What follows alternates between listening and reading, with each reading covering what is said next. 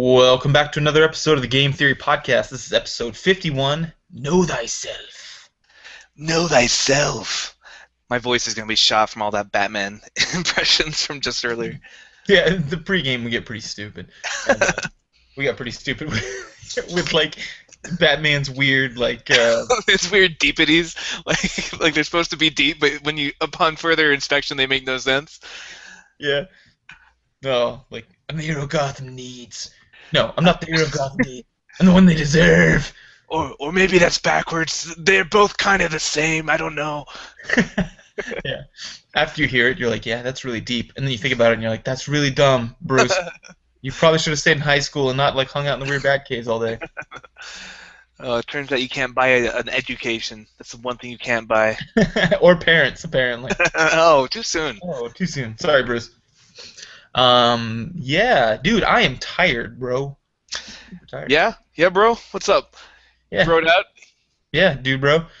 I just went camping for like a full weekend, and why is this a good idea? The place where you're supposed to put your tent, they put gravel down.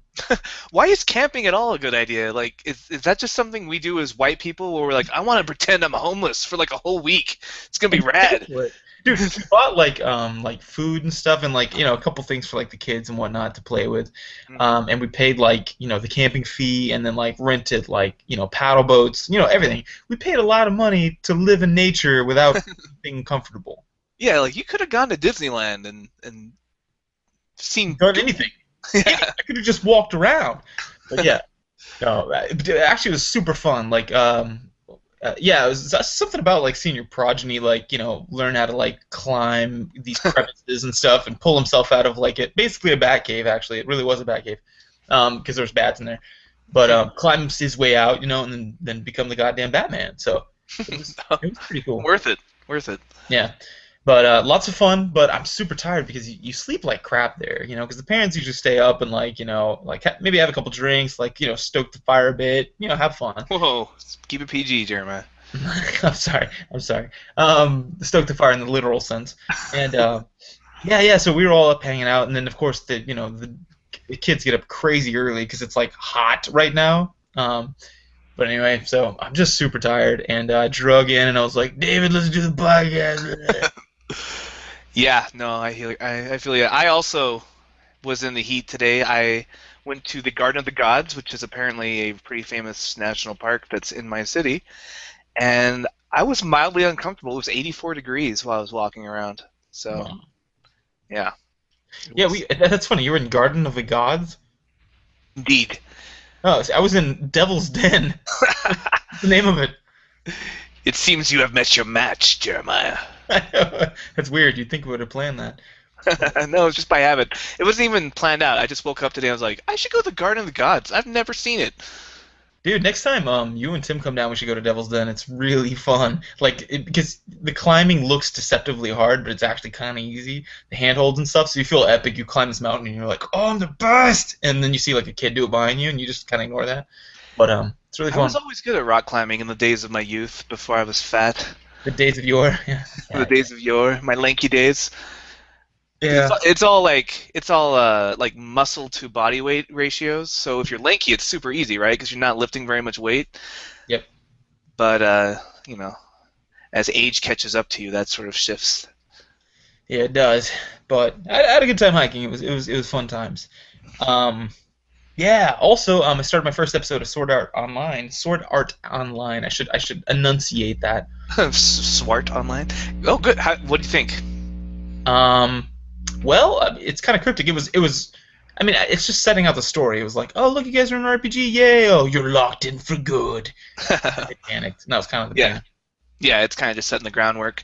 That's interesting because I just noticed that the third season it's on Hulu. Oh.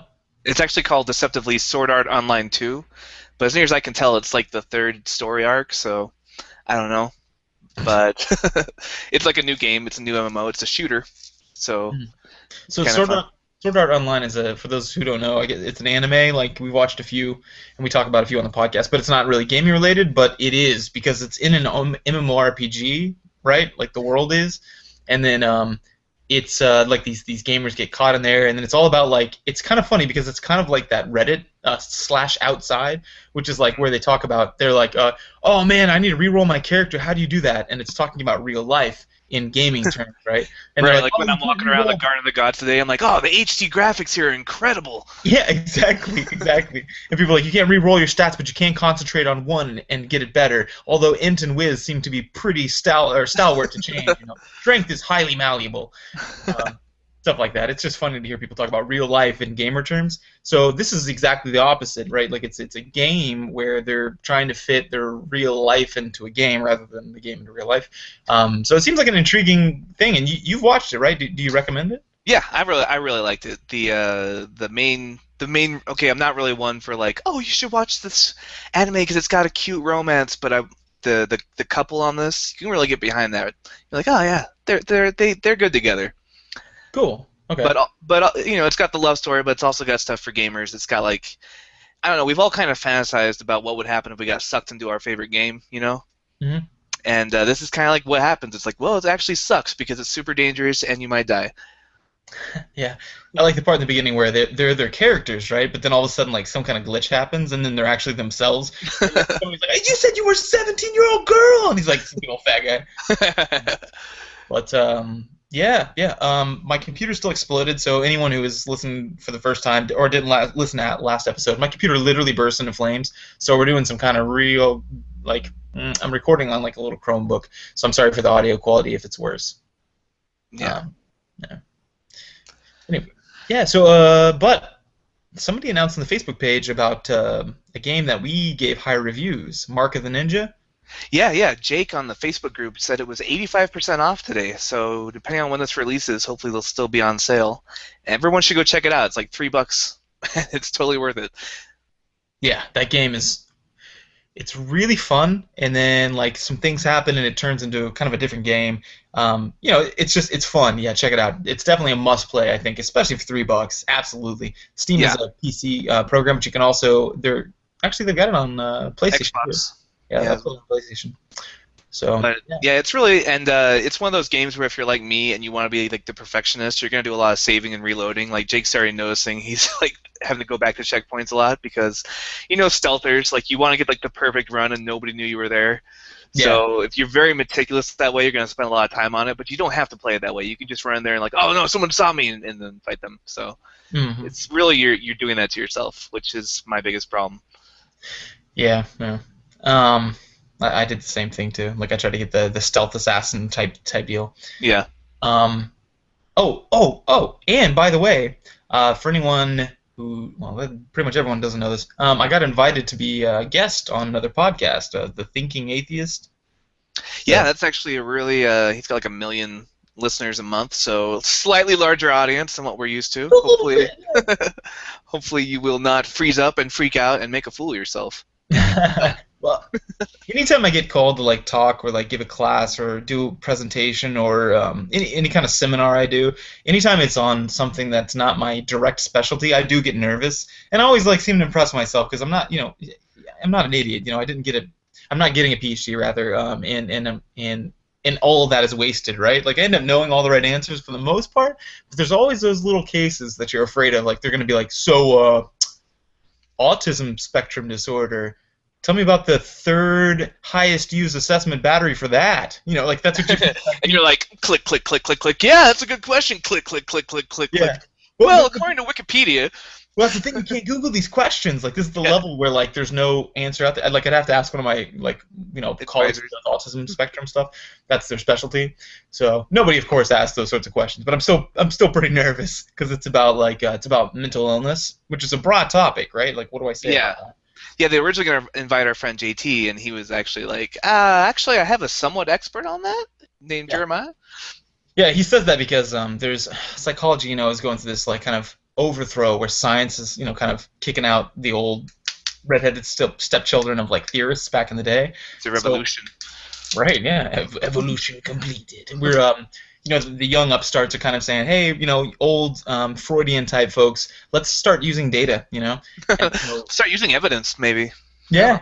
And so we're crafting these, not crafting, we're testing, and crafting these evidence-based therapies and stuff like that. So I'm part of this new school, and anytime you get right out of grad school or you're in grad school, you know the most than you'll probably ever know because you're consuming literature at a rate that you'll never do again in your life, right? Mm. So even in academia, like I have to read a lot more for my classes and then my research than my advisors because they're kind of the top dogs of their field, or at least somewhere in there, and so they don't have Right. to read a whole lot because they've already read it. They just stick in their field. Right. But When you're that high, it's like when you're level 49, you're getting to level 50. It takes a lot longer to get to that boost because you Mhm. already know so much. It takes more experience points.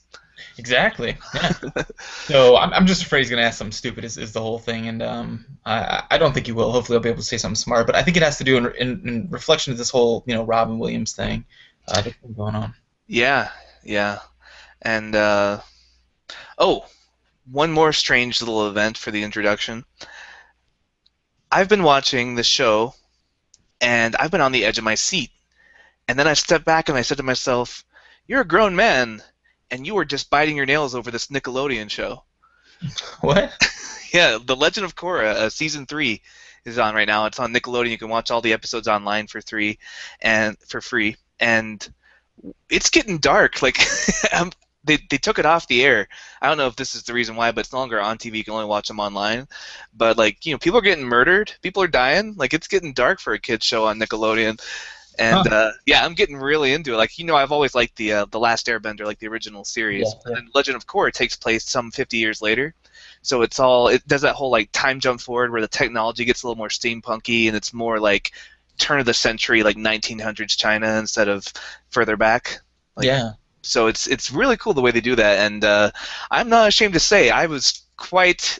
I have not been this involved with a television series since. Not even Game of Thrones, because Game of Thrones I know who's gonna die. This one I'm like, no, who's gonna die this week? So yeah, anyone that's I wonder if we have any fans in the audience. Anyone that's not watching that should get into it. Legend of Korra, good stuff.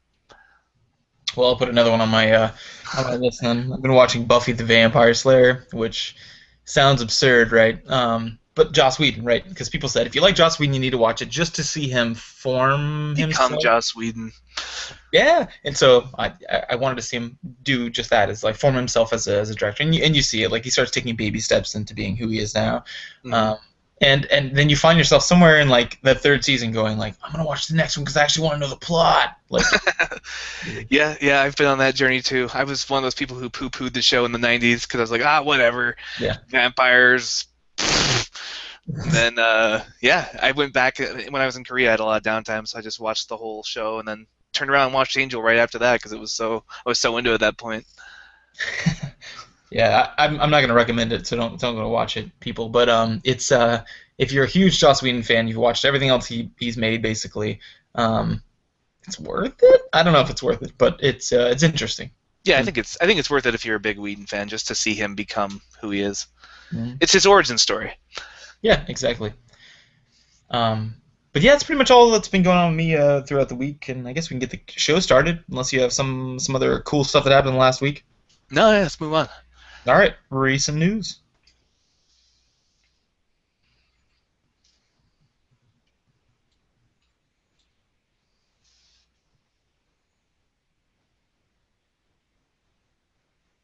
Okay, this is the recent news section. Here's where we're going to talk about things that were in the headlines that have to do with gaming, our strange intersection of gaming and sometimes some heavy thought as well. So, Yeah, so we'll start off like we mentioned, Robin Williams passing. Everyone's heard of that by now. But in fact, did you see that Matt Walsh blog?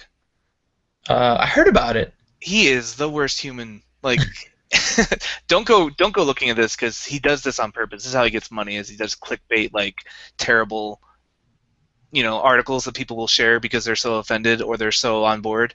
He's like very divisive, right? So he divides everything and he kind of says, okay, these are the problems: immigration, abortion, pornography, whatever his topic of the day is, and then he says, I'm not going to give you any solutions, but I will tell you that you should be afraid, and here's who's to blame for it. That's kind of how he makes his money. Yeah. So like, he's just a terrible person. And his most recent one was about how Robin Williams, it was his choice. Like, suicide was a choice. We can't blame this on mental illness. And also, people aren't talking about the spirituality element of this. They're just talking about psychology. What about his relationship to God? How come we're not talking about that? So anyway, just really bombastic things to get people to click on his blog. So again, don't go look this up. Like, you can just take my word on it or read anyone else talking about this. But the good news is there are good people in the world too talking about Robin Williams' death, which was tragic.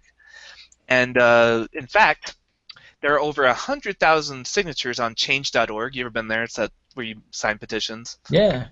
Well, this one has over 100,000 signatures to Nintendo, asking for a non-player character named Robin in the next Zelda game, because Robin Williams was a huge Legend of Zelda fan. He even named his daughter Zelda. Yeah. So, and they've worked with him before. He's done commercials with Nintendo, and Zelda has done commercials with her father for like the Ocarina of Time remake, and they were at the celebrity tournament for Smash Brothers last year. Wow. Yeah, so they're big Zelda fans, both of them, or I guess just Zelda is now. So anyway, they had this petition to have a Robin character in the American localized version of the new Zelda that's coming out on the Wii U. Awesome. And Nintendo has acknowledged the request. They said, and this is kind of classy. This is how you this is how you do it. They say, we appreciate the outpouring of support from the gaming community and hear the request of fans to honor him in a future game. We will not be discussing what might be possible for future games during this difficult time, but we will hold our memories of Robin close. So it's kind of like, we're not going to say yes or no right now, because I feel like that would be almost insensitive to try and capitalize on Robin Williams' death by announcing that they're going to put a Robin Williams character in. Right. But they are saying, like, we do support Robin's family, and we're there for you. And I don't know, I just thought it was a nice way to handle it. And I wouldn't be surprised if we did see a Robin character later on, just quietly added in somewhere. Wow, that's classy. Well done. Keeping it classy, unlike Matt Walsh, who's a douche. I was gonna say the antithesis of that is just to use the hashtag Robin Williams and then say something inflammatory. Yes, because I get paid by the click. Gosh. I posted something to the Facebook page. I don't know if I put it on the Twitter, but I found this really interesting. I love, obviously, I like people and human behavior, right? But there was a kind of infographic of the United States, and it was split up by state. The most pirated games split up by state. So you can go look at your state and find out what your, I guess, geographically close people are downloading. So it's pretty interesting. I saw a lot of people, kind of comment like, "Oh, my state is, doing this." It was kind of like that porn one released, right? Like, what is the most Googled porn or something like that from Yeah. your state? It's just interesting to see people that are also like close to you. What people are doing. And Yeah. also the irony of how many people were pirating Watch Dogs. Yeah. Like the Yeah, game about hacking. yeah. What was your state? Mine is Mississippi, the armpit of the world, but they were downloading, and I think this, if I remember right, this was the only one. No, there was one other. Okay, but Dark Souls 2. Yeah, so basically that means you pirated Dark Souls 2, right? Because you're one of the few people in Mississippi who know how to work torrents. Yeah. Yeah, which I didn't, but Dark Souls 2 is like a horribly masochistic game. Like you play it and it's super brutal, right? So that's kind of funny that people from Mississippi, of all places, would be playing that. You'd expect it to be like Madden, right? Except people who play Madden probably don't know how to torrent, and probably playing it on the Xbox, so they really don't know how to torrent and then put it onto a ISO, right? That'd be a very small subsect of the population, I expect. So. I found a few other funny ones. Mine was the Elder Scrolls Colorado. Like, it's weird. Elder Scrolls in some of the 3 most northern states, so maybe we just like the cold north. Right. But Idaho, Sims 3 Island Paradise. Anyone that's ever been to Idaho will find that really comical, because that place is a frozen wasteland. They just want to go someplace warm, even if it's just for their Sims. Wow. Oklahoma, randomly, Naruto Shippuden Ultimate Ninja Storm 3, the one state that was into that game. What? What? Why? Yeah, I don't. That's so random. And the funniest one to me was your neighbor Alabama pirating The Sims 2, a game that's been out for so many years that you could probably buy it for 99 cents on Steam. You could probably just ask someone for it and they give it to you. They're like, oh yeah, I've had Sims 3 for years. You know, Yeah, you could probably ask the company for it, and they would be like, yeah, sure. Here you go. one that I found funny was Texas. Like, okay, so Texas, you'd expect like what, Big Game Hunter or something, or like maybe like a first Red person. Dead Redemption. What was that? Red Dead Redemption. Red Dead Redemption. Yeah, that would be perfect. But it was Gary's mod, which is a Half-Life kind of mod where you can kind of do anything with. And the funny thing about Gary's mod is, I think it's free, or it used to be free. I guess it's probably like 99 cents now or something. It's super cheap. Why would you? Oh my gosh. Anyway, whatever. It's just weird because it's known for its like zany mods and stuff. And when you think of Texas, you don't think zany. You kind of think conservative. Yeah, you think the opposite of zany. You think cautious, slow to change. Yeah, and hand on the trigger. But yeah, so that's pretty funny. I posted on the Facebook page. Go take a look and find your state. It's always fun to do that. Find a state of one of your friends, make fun of them, that kind of thing. Yeah. Right. So next, we have news that Xbox is trying to change its Dude Bro image. Dude Bro image. Okay. Okay, so we've talked about Xbox before and how it kind of caters to a certain community, a target audience. Like if you watch the Xbox, like the commercials that when it comes out, like the games they emphasize are always like TV, sports, military shooters, things like that. Mm-hmm. Gears of War, Madden, and they just got a new head honcho who kind of is coming out from a different point of view. His name is Phil Spencer. And he's kind of more into games like Valiant Hearts, Brothers, Limbo. He's talking about how like the Xbox marketing strategy used to be to kind of like go for that core demographic of kind of dude bros, and then PlayStation would pick up all the eclectic weirdos who play different things that aren't mainstream. Mm-hmm. But now he's saying, like, you know what? Like a lot of people, like of course FIFA and Call of Duty are still really popular on the Xbox, but a lot of people are playing Minecraft right now on the Xbox. So he's trying to kind of expand the reach of the marketing for the Xbox and the people who play different kinds of games, which is a good move. Like you, as a company, you don't like you're just limiting yourself if you're marketing yourself as like this is the one demographic that should buy our system. Yeah, I can see that, and especially one that's so reviled. Well, by a lot of like quote unquote hardcore gamers. You don't want to. It's sort of like being a fighter company and then like really heavily endorsing. Like Smash Brothers, which is kind of considered like kind of a it might get a little more if you introduce yourself as a fighter player at like maybe Evo and you say, oh, I play Smash Brothers, although it's gaining momentum now, but back in the day, you would have been laughed at. So it's kind of like saying I'm a gamer. What do you play? Oh, Halo and Madden, and then a lot of gamers would then kind of shit on you a little bit. So good for them for kind of expanding the market.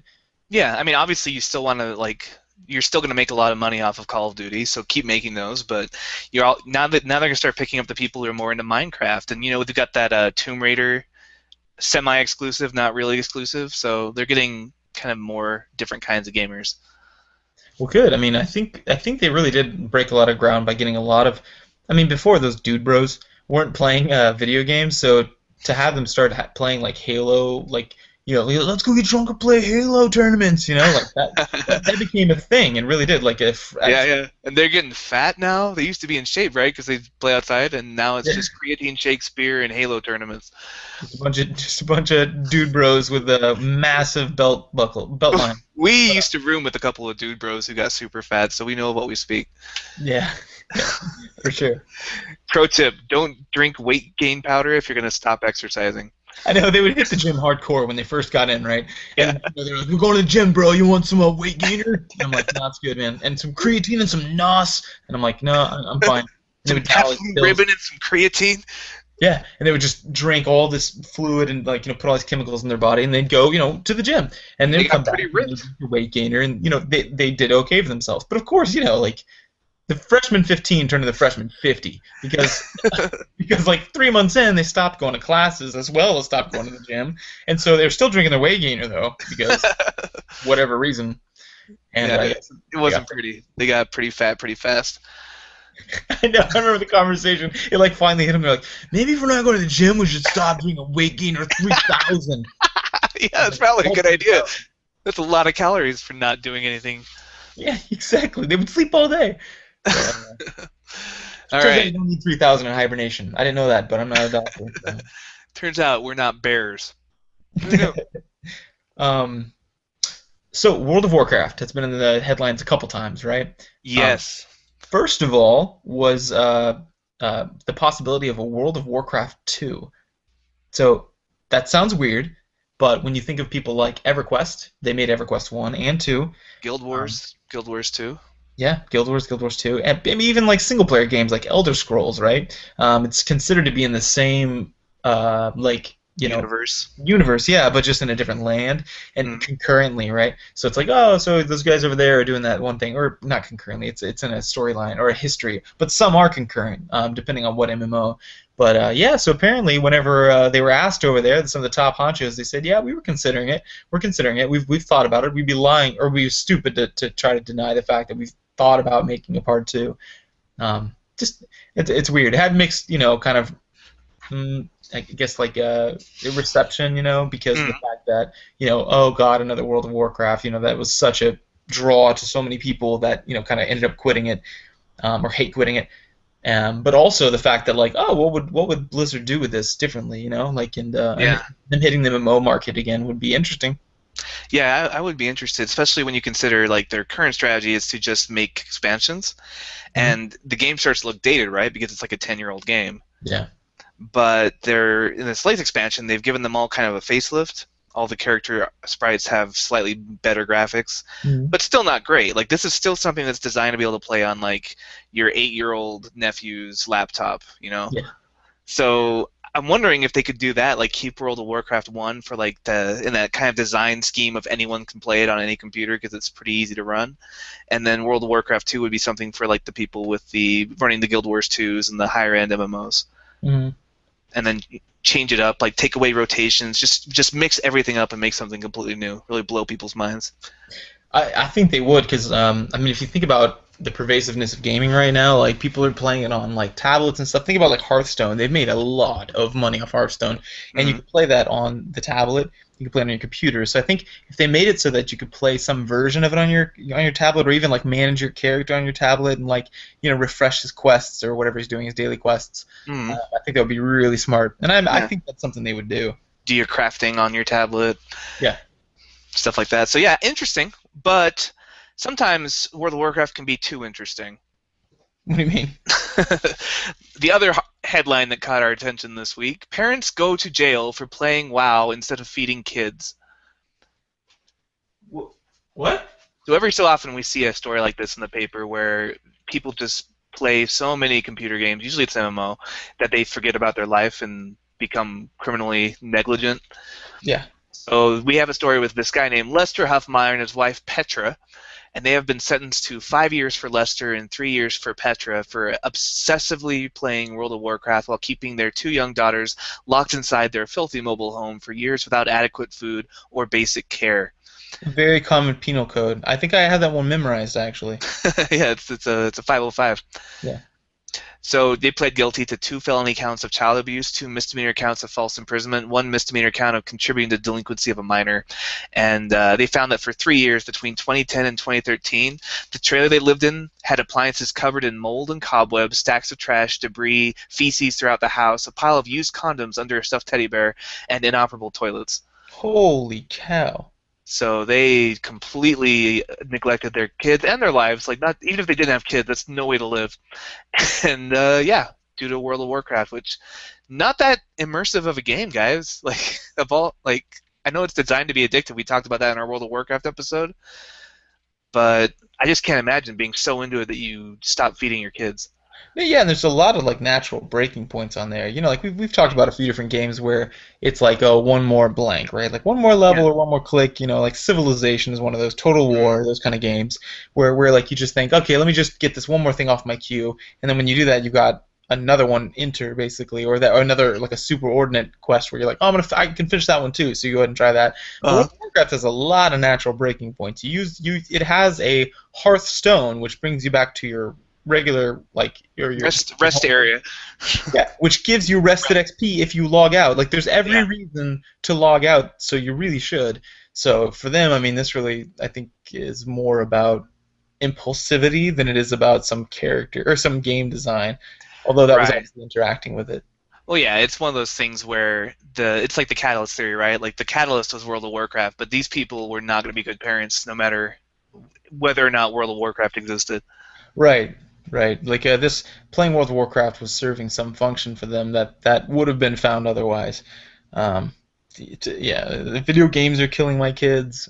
Probably not in this situation. You're killing your kids, and the video games just happen to be a catalyst or a vessel for which in which you could, I guess achieve whatever function that those behaviors were giving them. I don't know, success. It depends on what they were using it for. Um, Right. but anyway, so that I think that pretty much wraps up the recent news here at the Game Theory Podcast. So why don't we move into our next section, gaming experiences.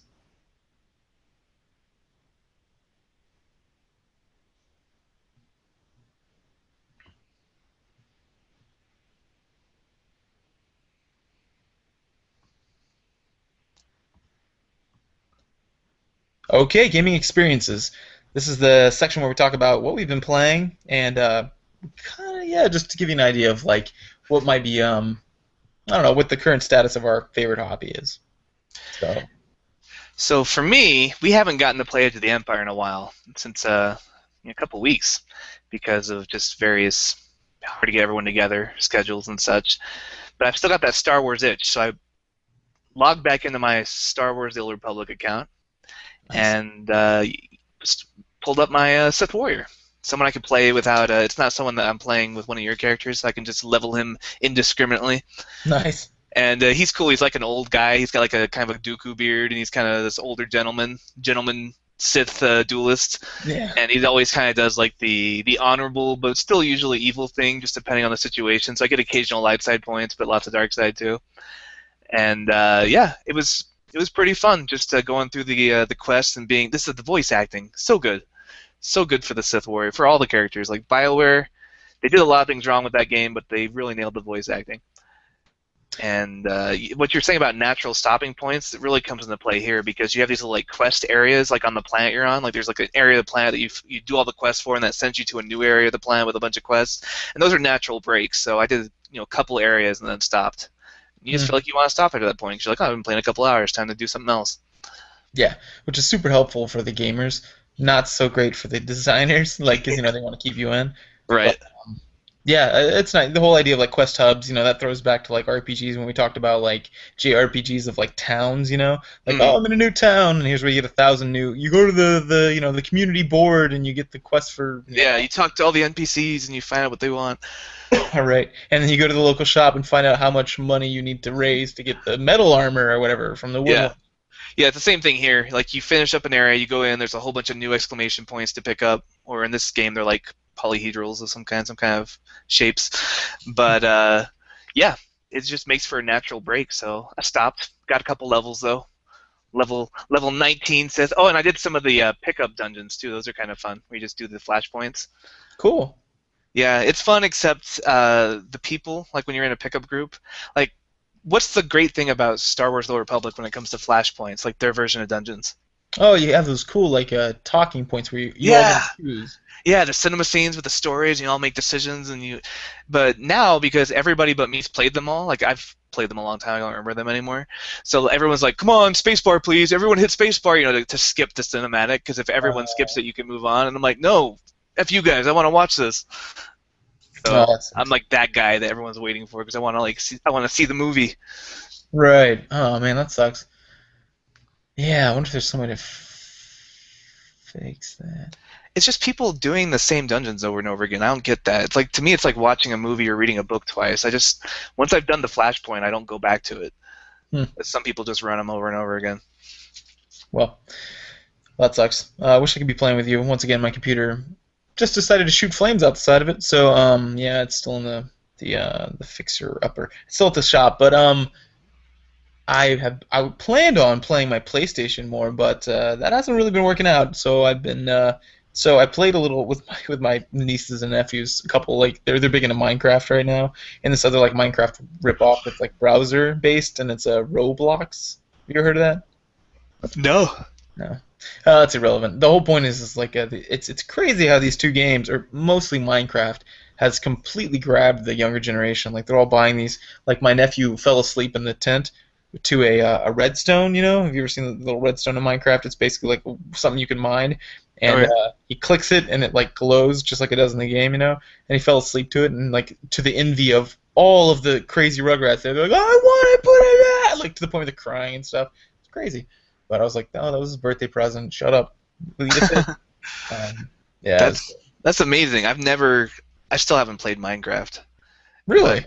yeah, I was never the kid who would just take the Legos out and like build things. I'm just not a Right. builder, so the Minecraft doesn't really appeal to me. Like I was a kid who would take the Legos out and then look for the like instructions. I was the guy they made fun of in the Lego movie, right? He's Yeah. got to have like the blueprints. I'm like, okay, well the Millennium Falcon's got to have this piece here and this piece here. But as far as just like free building, I'm like, oh, here's a tower, and Yeah. I'm just not good at being creative with blocks. So Minecraft just never really grabbed my attention. Yeah, that was me too. And my nephew is definitely like the Lego type where, he's like the special in the Lego movie. Mm. Like he just gets a big old huge box He's out the that's like, master builder. yeah, yeah, that's him, man. Like he's got like this huge box that's probably like 6 foot long, maybe 4 foot. I'm exaggerating, but like like probably a foot and a half deep, and then like anyway, it's a massive box, and he just pulls things out and he builds things, and he's like, oh, Uncle Jay, you want to make some stuff with me? And I'm like, oh man, he's gonna realize his uncle is retarded. Sure. So I go in there and I'm like, look, I made a moon command, and it's like just like an arrow, it's got like a little top, and I was like, I found a window, look, it really works. And then he's like, oh, that's cool, look, I made a dinosaur, and it's like moving on its own. It's got like moving parts. Yeah, like he's got the little engine things, and I'm like, I hate you, So I never play with him long. But anyway, so that's about all I've been playing. I really wanted to play more, but my computer's just completely destroyed. But I do have Uncharted 3, something I've been wanting to play for a long time. Still got it. Got my PlayStation ready to go. So that's what I'm gonna be playing next. That or this game called Vanquish, which is like it's a crazy like Japanese type game. It's weird with like the overdone, like American Hero, where he's like he talks like this and he smokes cigarettes all the time, and he's like super over the top and he doesn't care about anything. Clint Eastwood. Yeah, he's like the Clint Eastwood of like super mechanical like cyborgs. It's weird. That's good times. JT told me he's starting today to play Last of Us for the first time, so that'll be exciting. Nice. Yeah, I was like JT because he's very empathetic and very kind of emotional. Yeah. And so I was like, JT, just brace yourself, man. This is not a fun game. Like this is a good game, but it's not a fun game. It's gonna take everything out of you and just tear it apart. Right. So I'm interested to see how that goes. And it's his birthday, so he also Michael and his new bride has pre-ordered the new expansion for Sentinels of the Multiverse, so we could be playing that this Christmas. Oh man, that's good. I can't wait for that. That's cool. I gotta get my family a little better at that game. We do our kind of our family fun day. Family fun day it used to be on Mondays. Now it's on because that was fun to say. But now it's on Thursdays. Family Fun Day Monday. Yeah, I can see that. Yeah, but it just worked out their schedules to do it better on Thursday. But yeah, I mean, we played some Sentinels and the kids like it as much as they can understand. And then I always played Dr. Medico and the other three guys. Dr. Medico and his friends. And friends. Yeah, but I didn't play that this week. Anything else that you played this week? Yeah, no, I've got a new RPG. It's gotten really good reviews. It's Legend of Heroes: Trails in the Sky. It was supposed to be it's like ported over from the PSP, I think, but it was on Steam, and it got really everyone talks about how it's like a classic JRPG. And I started playing it like just barely got through the intro, and it just was kind of boring because the intro was like, here's how you craft spells, here's how teaching you every single fiddly bit before you start the game. Yeah. And I was like, I don't just teach me as I play. I don't really want to do a tutorial right now. So I haven't played it since, but I need to go back because Tim says it gets pretty good. Cool. We'll enjoy that. That and Radiata Story is my two favorite RPGs. You love it. No, yeah, I hate it. Yeah. So great. Yeah, the game experiences section was a little light this week, mostly because I don't have a computer, and then I went camping, and so David's just like, here's what I did. But anyway, cool. It doesn't matter. I think people would rather hear us talk about what they're here to talk about, which is knowing yourself, gamer types, and how you fit in. So I guess we can move into that All right. in-depth analysis.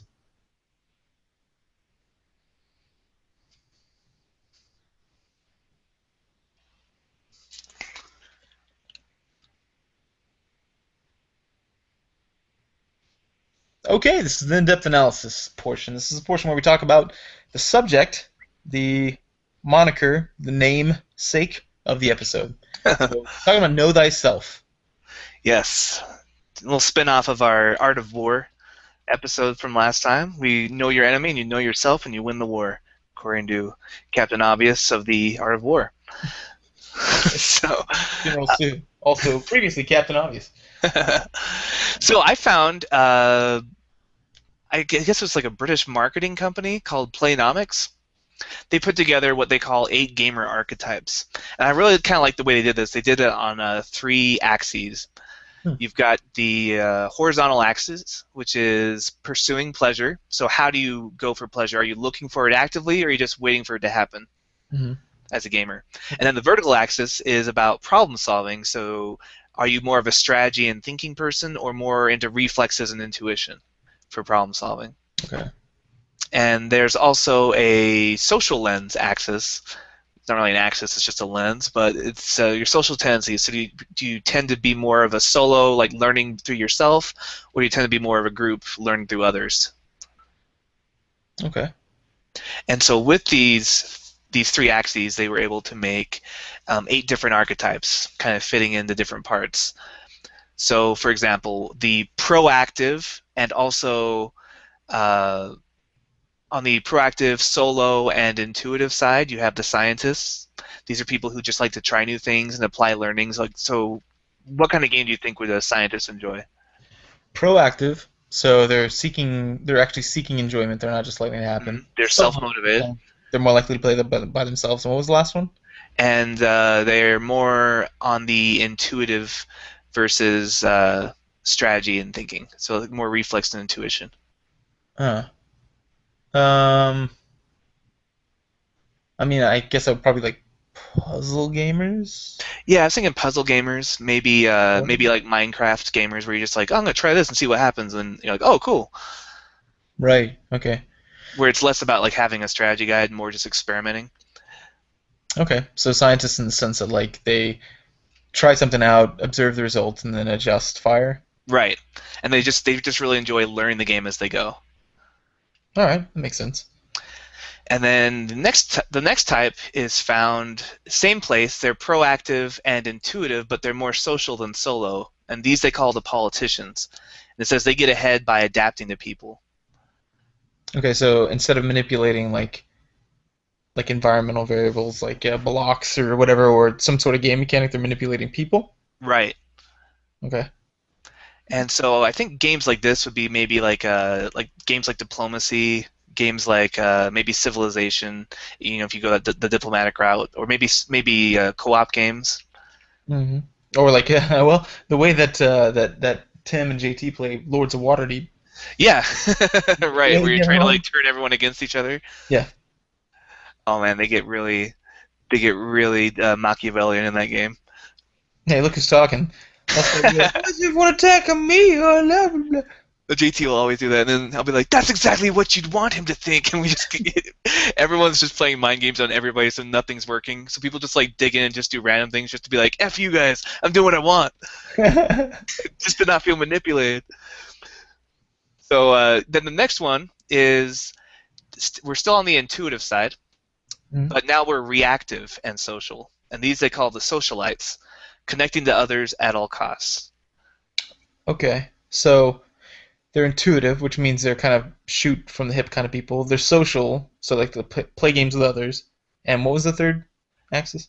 Reactive. Reactive. Okay, so all right, yeah. So they're less about they're about having fun when it comes rather than seeking it out. Right. Yeah, and they're more about just like if a party happens. Like I think these are like the Mario Party players, right? They're like, "Hey, what do you guys want to do? I don't care. You want to play some Mario Party? Sure, let's have some fun." Like they don't really care what they're doing as long as they're having fun with their friends. Got it. Yeah. So they're just logging into like WoW or something with their guild and just seeing what happens. Yeah, it's like me. I'm a little bit this way sometimes, where I'll log into to SWTOR, and if there's nobody online that I know, I'll just log off. Hmm. Like I'm not there to play the game. I'm there to play the game with a friend. Right. Okay. And then the next category, these people are still reactive and intuitive, but now they're on the solo side Okay. instead of the social, and these are the habitualists. They seek repetitive pleasure feedback. Okay. Yeah. I know this type. All right, explain. Well, I mean, I know people who like repetitive feedback. I think we talked about this on the roguelike, where things that people do repetitively is comforting. So, like you see a lot of people with who become overwhelmed by like stimuli, for example. It happens a lot with like autism. Especially low functioning autistic individuals. Mm, They'll start rocking back and forth, or they repeat the same phrase over and over, or maybe they rub their face repeatedly, or they tap their hand, or it's something to basically clears out your phonological loop, in your working memory. And the point is it kind of like lets you kind of filter out all that incoming craziness and achieve some level of comfort. And we like this kind of thing. We like repetitive behaviors.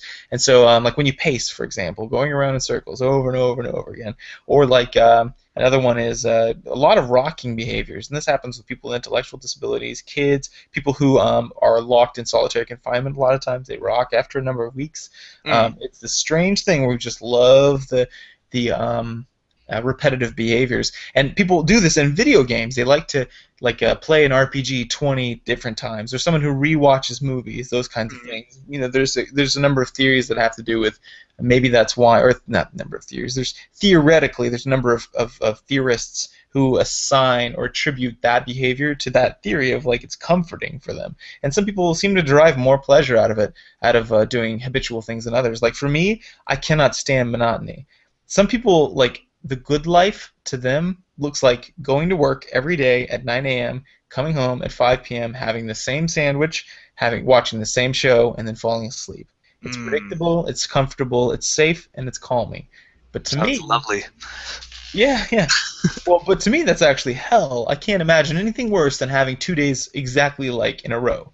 That's why I love, like, right now I'm doing a lot of assessments, and like I'm the manager of the assessment clinic, and I love hooking people up with assessments, finding what they need, setting up the packages, getting everything in line. Like it's amazing seeing the different results, how people test. That's great to me because I like seeing difference. But some people love that. So when you said habitualist, that's what knocked that off in me. I thought, oh, I think I get where they're coming from there. Yeah, and this is definitely sometimes I'm this type of gamer when I've got something else I want to do, but I still want to like I hate devoting all my time to just reading a book or just listening to a podcast or just watching TV or just cooking. So I like to have like a lot of little habitual things I can do at once. So I feel like I don't know, maybe I feel more productive that way, or I just feel like more distracted.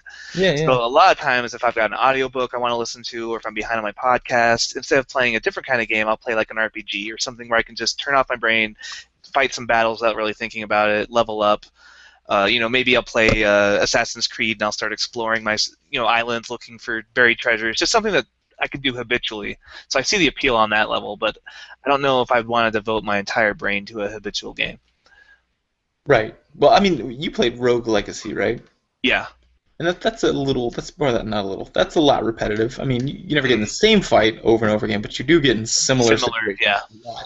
And so that was something that you multitasked with, you're saying? Oh yeah, Rogue Legacy was a great podcast game because I could just put part of my brain on listening to the podcast and part of the brain on fighting monsters. Yeah, yeah, okay. I do that too. Like I like to do things that I can watch, like Buffy the Vampire Slayer, for example. I watch, like I mentioned in the intro. I've been watching that a lot, and something about it is it's not incredibly deep, or it wasn't in the beginning. So I would just put it on in the background so I could, put in my dues, to try to like watch the early ones, which are barely stomachable, palatable. Um, and then I would do something else in the meantime. But now I'm having a hard time doing more than one thing because the plot's getting a little more complex. But I know what you mean. I do sometimes in the evening seek out those games that are habitual and repetitive so that I can do something else as well. Yeah, it's weird. Like you want a game, but you don't want to give all your brain to the game. That's Yeah. where these games come in handy. So that's the first half of them, And the next half, we're going away from the intuitive and more into the what was the opposite of that for them? It was the strategy and thinking versus Hmm. reflex and intuition. Right. So for strategists, that's the next group are called the strategists. These people are proactive, they Hmm. are social. No, they are solo. They are proactive, they are solo, and um, they are strategy and thinking instead of intuitive. So Huh. they like to control the environment to suit their skills. Okay. And this group was actually the biggest group in the UK where the study they did was. It was the 32% of the population was in this group. Yeah, I was just wondering about that. That sounds like selecting a game for what you're good at and then playing that game in like a proactive sense. I mean, um, that seemed like almost like an obvious. Well, it depends on the games they pull too. I mean, I don't know Yeah. where they're pulling their data from, but Yeah, I wish I knew. But they what kind of games do you think a strategist would enjoy then? Like controlling the environment to suit your skills. Kind of um, a solo, proactive thinking kind of game. I mean, like Civilization or maybe or like a strategy game, like an RTS maybe. Yeah, probably like a one player like playing one player versions of even Portal, I think would be a strategist kind of game. Yeah, yeah, I can see that. And Because you're using your proactiveness. you're proactively like exploring and thinking and kind of like nothing will happen if you don't go and make it happen. Yeah, you control the pacing, and if you're not progressing, then the fun's not happening, kind of thing. Yeah. Yeah, So the next group, we're still on the strategy thinking side. We're still proactive, but now we are social, and these are the competitors. They enjoy gaining respect and beating everybody. yeah, yeah. I can see some of that definitely in myself at least. Yeah, like I love to. Well, I mean, because like the ultimate test of a game. Let's say you get really good at a game, right? Like you got good at Smash Brothers, right? Right. You played quite a bit, and then you beat pretty much everyone you knew. And then at some point, surely you thought like, I wonder if I played at a competitive level, what it would look like, right? Right. And then I'd watch videos of the competitive level, and I'd say, "Oh, I'd get killed." But now I know, where I need to go to get to that level. Yeah, I feel like playing against other people on a competitive level is kind of the final boss of any game. It's the final So crucible of your skills. right, right. And I approach a lot of games like after I play it. Playing a game is you get good, you get better at it, right? And I don't just seek enjoyment. I'm trying to get good at the skill of it. Like headshots or whatever I'm playing. And Mm. so yeah, this naturally pulls me because then after a while I'm like, well, I did really well in that level. I wonder how I compared to other people though, because I feel like I did well, but I don't know. Maybe I didn't do so well, or maybe I did Yeah. really well. So I like to play against other people to find out what that looks like. Yeah, these are the leaderboards people. These are the people who really want to test themselves. And like I don't know, this is a very strange place for me because I usually feel very anxious about competitive play. Like I'll usually underscore how good I am at something and assume I'm worse than I am. Like with Hearthstone. Like I just wanted to play practice decks for a long time. Then finally I was like, okay, I'm gonna go play real people, and I started winning. I was like, oh, I guess I'm actually not bad at this game. But I just, even though I was good at the game, I really dragged my feet about going into the competitive mode because I just thought I'd get killed. Yeah, it's almost like aversion. Um, trying to stay well, yeah, yes, trying to avoid aversive situations, like because getting crushed by okay, the ultimate thrill is beating another human, but like being crushed by another human really sucks because then it's like, oh man, I'm not a hot shot. I kind of suck. Yeah, and to me it sucks more to lose than it feels good to win. So like I'm not much of a competitive gamer that way. Even though I might be good at a game, like Smash Brothers or Hearthstone or even StarCraft back in the day, I wasn't bad. But the losses hurt worse than the wins felt good to me. Yeah, yeah, that happens to me a lot too, depending on the game. Then I get sort of this, they call it like ladder anxiety, because like laddering means like climbing up those leaderboards, the ladder to the Mm. highest points. And then I get anxiety about it because I'm like, whoa, God, if I lose this one, like I'm gonna lose a rank or whatever, and I can't afford to because I'm on a streak, and you get bonuses for streaks, and Yeah. I get that a lot. And it's also a time thing too. Like I don't mind losing in Hearthstone as much because the games are so short. It's like that's all right. I'll win the next one. But when you lose a StarCraft match, it's like you just fought for 45 minutes to lose at the end. It's just very disheartening for me. Yeah, it is. So the next group, we're still on the strategy thinking side, but now we're reactive, and we are social. So these are the collectivists. These people enjoy following social norms with badges. So these are people who like to show off their gamer scores and to like collect things so you can like walk up to someone and show them your new title in Warcraft or your new mount, or I've got the limited edition card that came from pre-ordering this game. Yeah, or maybe like they seek out like an officer position inside of their guild or something, right? Right, yeah. Whatever is like rare and hard to get, like they enjoy the prestige that comes from having something like that. Oh wait, are they also? I missed the social So axis of that. they are social, reactive, and thinkers. Reactive and thinkers. Okay. Okay. Oh, reactive to the fun and thinkers for the okay. Yeah, reactive for when they're looking. The pleasure happens to them instead of they plan for it and look for it. Okay, that makes sense. I mean, So like if you're playing StarCraft, or let's say you're playing Star Wars: The Old Republic, and then it says achievement unlocked, you killed 20 out of 20 stormtroopers, and then you're like, oh cool, that's an achievement, and then you're gonna put that in your thing. You're gonna say like Stormtrooper Killer Bob on your title, I love that title. and then you might go for like the next achievement that's like kill 50 stormtroopers because it just kind of fell on your lap and you found out that you liked the feel of it. Yeah, yeah, yeah. I can see that. Yeah, I do that myself sometimes.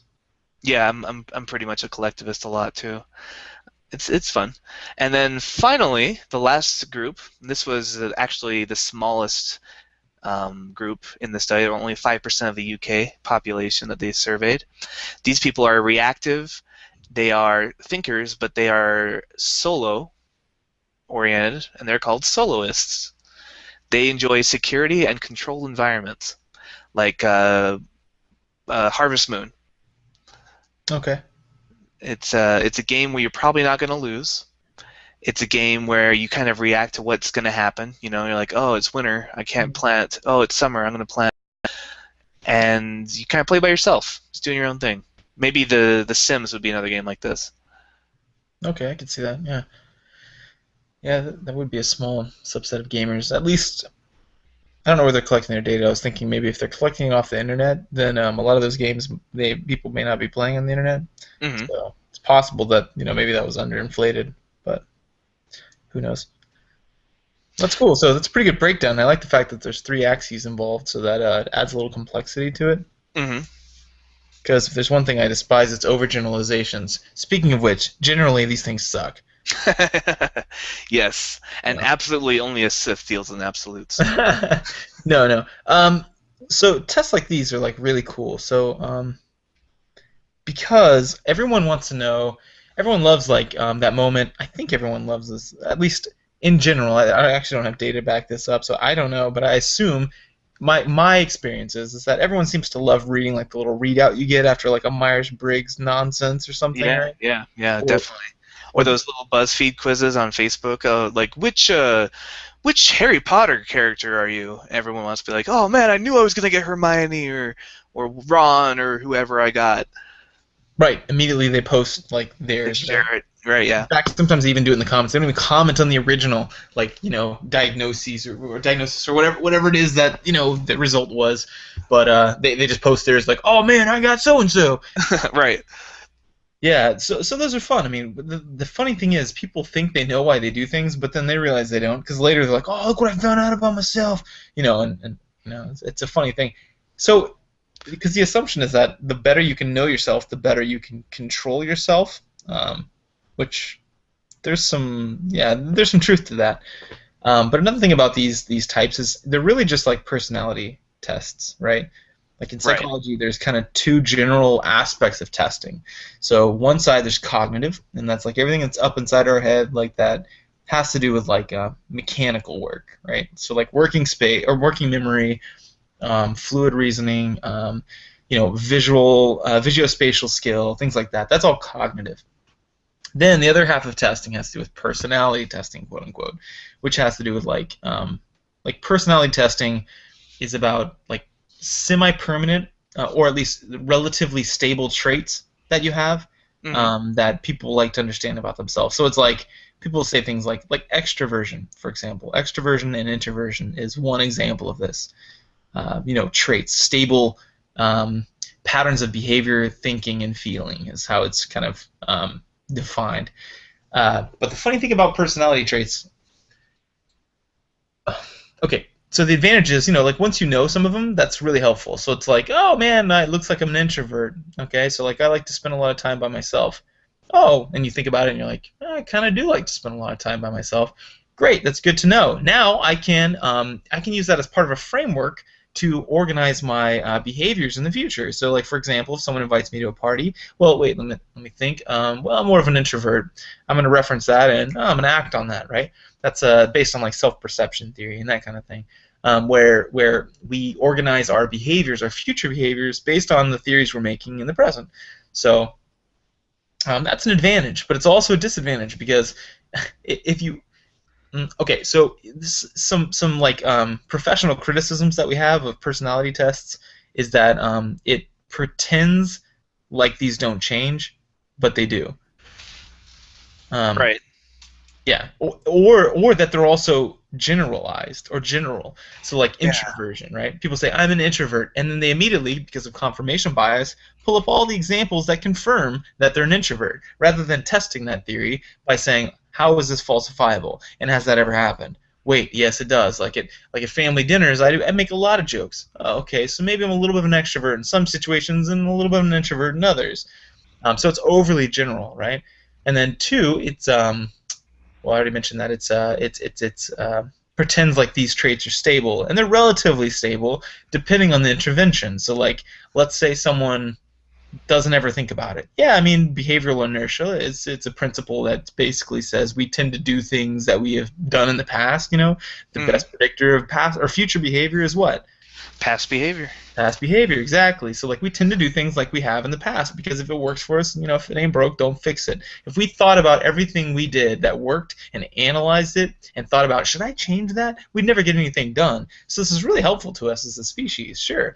But unfortunately, you can change personality behaviors quite easily. Like for example, that introversion extroversion thing. 4 weeks in therapy, evidence-based therapy shows like a 78% I think response rate. I can change you from an introvert to an extrovert, which just means more able to function in a social environment. Yeah, it means less anxiety in social situations. Exactly, which is a healthy thing, both in the medical literature and the psychological literature. It's absurd to say I'm an introvert, don't change me. So first of all, it validates that point of view. Like neuroticism is one of them's called in the five-factor theories, right? Hmm. So in here for gamers, it would say something like, I'm a solo gamer, so I don't want to play multiplayer games with my friends because I'm a soloist. That's what I do. And then that validates your position because you're like, oh, it's kind of like when you receive a diagnosis. You're like, I've always had problems with attention. Oh, I got ADHD. Great, it validates your position, right? It's not you Right. don't need to change now because that's just your personality. It's what Then, you are. yeah, because then I would say, okay, well, is being a soloist, preventing you from doing something in your life that you want to do? And they say, yeah. And then I'd say, all right, then let's change that. I can't. It's just who I am. Okay, fuck you. Personality is limiting you. Then personality is just a descriptor. It's like a name tag. You can change it if you want to. It's just a matter of time. And Yeah. saying this is generally what I'm called. But well, I want to call you JB. Fine, call me JB. That's fine. But right now, just generally in the past, I've been called Jeremiah. So anyway, I've got a couple other problems with these personality tests too. what's that? Like, first of all, the way we do it, this self, what do you call it, self-report Yeah. on the test. Like, what you're doing is you're not finding out necessarily what you're like. You're finding out what you think you're like, or what you want to be like, or what you hope you're like. Like, I know that depending on I just don't have to stop myself. It's like I'll take a test. It's like I'm really good at mingling with people at parties. I'm like, yeah, I am. And I'm like, wait, that's what I want to be. Is that what I am? Like you have to kind of check yourself sometimes, or you'll put down what you Or kind you'll of wreck yourself. yes, or you'll wreck yourself. But you kind of project aspects on yourself that maybe you wish you had, or that you're working on, or that you value that you might not necessarily have. Hmm. Yeah. And so that's one thing. For example, my second problem with this, before I give you an example, my second problem with this is that they're basically modern day horoscopes. Yeah. Like they're so vague and general, and they kind of fit no matter what. That like. Especially if you haven't taken a test, like when I was looking at these 8 things, the scientist, politician, socialite, habitualist, strategist, competitor, collectivist, soloist, and I said this when we were going through them, I see myself as many of these different types. just depending on the mood I'm in and the game I'm playing. And it's the same thing with the Myers-Briggs test, right? Like I'll just pick one at random. INTJ, the mastermind. I'm gonna open it up. Okay, tell me if this describes you, Jeremiah. Okay, I'm ready. Analytical problem solver. Mm-hmm. Sure. Eager to improve systems and processes with innovative ideas. Of course, yeah. A talent for seeing possibilities for improvement. Well, I'm not going to say no to that. That's a positive thing, yes. Yeah, okay. Do you enjoy logical reasoning and complex problem solving? Oh, man, that sounds really nice. Yes, I do. Do you approach life by analyzing the theory behind what you see? If I asked anyone that, yeah, they would also say, yeah, sure. Are you pretty independent and selective about your relationships? Do you prefer to associate with people you find intellectually stimulating? That's a two-part question. So maybe and yes, but sure, yeah, because that makes me sound smart. Yeah. No, but yeah, I like just no bullshit. I see a lot of these traits in you. Like you like to associate with people intellectually stimulating, like you mentioned before. Like a lot of people in your life, you just don't really like to talk to them because they've got nothing to talk about except for what's happening in reality television right now. Right. Yeah. You're very analytical. You like to look at theories. You like to look inward. There's a lot of things in here that I'm like, oh yeah, Jeremiah, he's an INTJ. But if you took the test, you might get something else. Like I'm gonna pull something completely random that's different, like ENFP. Okay. Pretty different. ENFP. Okay, here we go. You are people-centered. Yeah. You like to create things. Sure. Yeah. You like to focus on possibilities, and you have enthusiasm for new ideas, people, and activities. Well, that's a loaded question, but yes to most of those. So yeah, sure. You're energetic, warm, and passionate, which I've seen you be passionate about things. I've seen you get very overly passionate sometimes. Yeah. You like to help other people. Sure, you're in a field where that's a thing. Especially explore their creative potential. You help people do that. You're an agile and expressive communicator using wit, humor, and mastery of language to create engaging stories. That's what we do every week on the podcast, right? Yeah, and when we play D&D, sure. That's definitely you. You're imaginative and original. Yeah, you're a DM. You have a strong artistic side. Again, you're a DM. You like to go into like the creative stuff. You're drawn to art because it creates a deeper understanding of human experience. Sure, because I'm gonna subjectively like name art as whatever I want, which I like film and certain parts of certain kinds of art. Sure. That's art. You tend to be curious about others and preoccupied with discovering deeper meanings behind people and their ideas. Like that's why you go into psychology. So you see what I'm saying? Like I just gave you two almost opposite personality types, and they both fit you depending on what you're doing at the time, what I'm thinking of. Right. And this is why I call them modern horoscopes, because the whole idea of a horoscope is you can look at your horoscope and it's going to be so vague and kind of general well-wishing that you're like, yeah, that's definitely me. You'll make that fit. It's like going to a psychic and they do a cold reading, right? Like, do you know somebody named with a B in their name?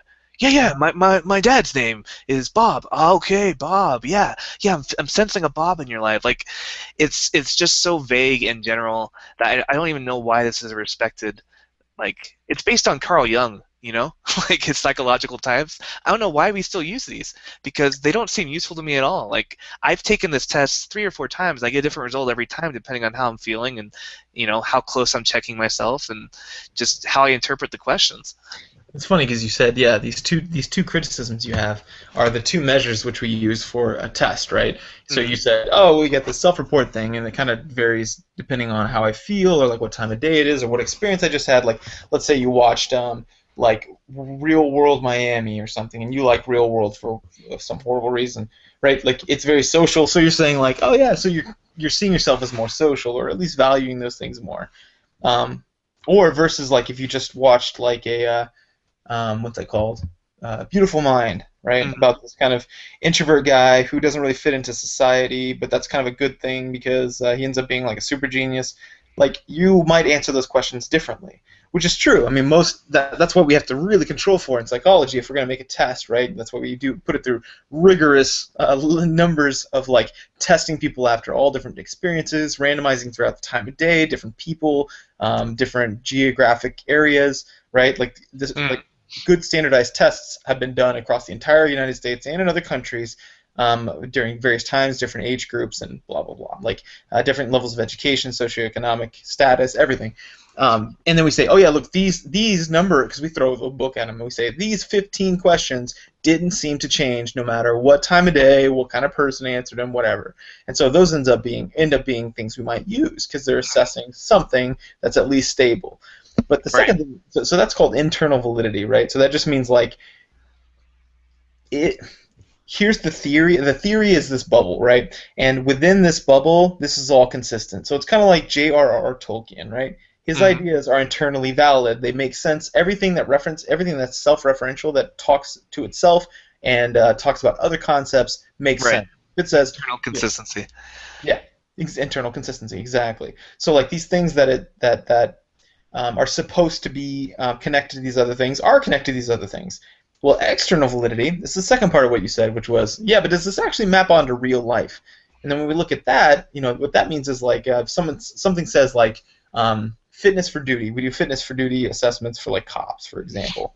Hmm. Like they're internally consistent because like we've tested them 1,000 times. We know not 1,000, like hundreds of thousands of times across hundreds of thousands of people. And yeah, we know that people generally answer the questions that made the final chopping block. They generally answer them the same way, and they tend to correlate with other with self-report measures of something else. Like they basically like they jive, right? They resonate with each other. But does it Hmm. actually talk about? Does it actually assess fitness for duty? Does it actually predict, like if somebody gets a poor score, does it actually predict them not being fit for duty and getting kicked out because they couldn't handle it, right?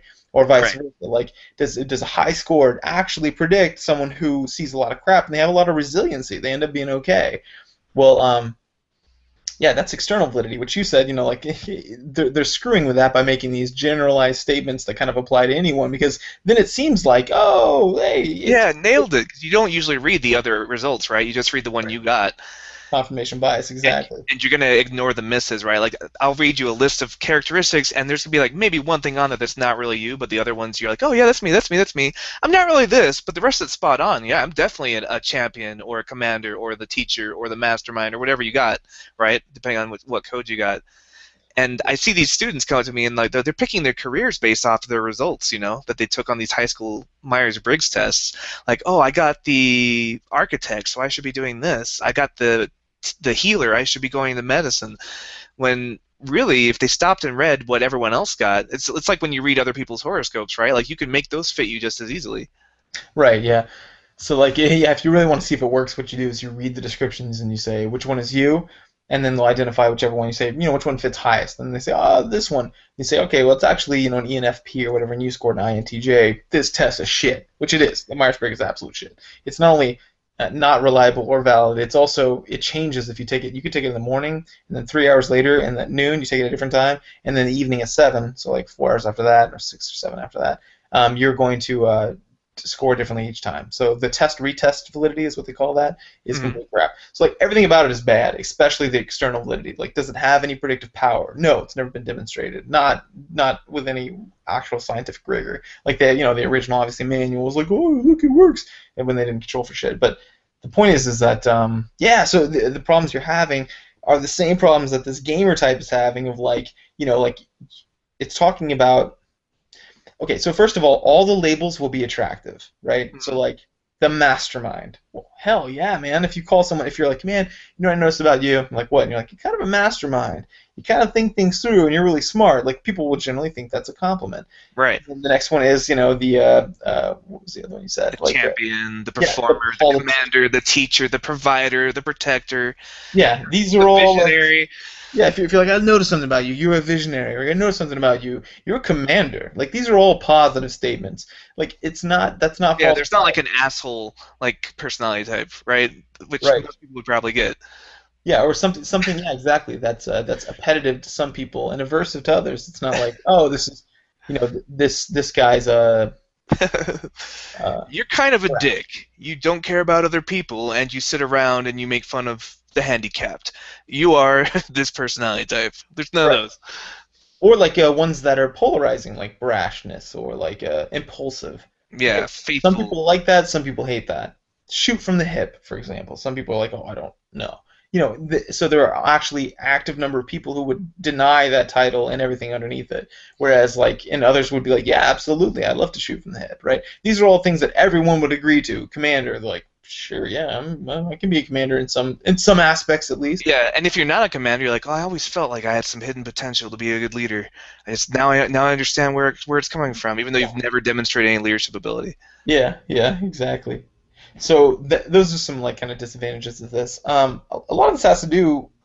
So personality in general has to do with this idea of like kind of like or gamer types. You know exactly. It has to do with like top-down processing, which is like it's really the entry level is really low. A lot of people can do this. You know, like horoscopes, for example. And all that means is like you take a broad concept. It's like so you've got uh, two types of logic. Come on, inferential. No, up and down. Come on, what's my problem right now? I'm so freaking tired. I was asleep. Inferential versus Deductive versus inductive. yeah. I'm sorry. Okay. Yeah. So inferential, yeah, sure. Inferential is like inductive, which means like you move from the large, which is like mastermind. It's a concept, a broad concept that encapsulates a lot of different ideas and concepts in and of itself, right?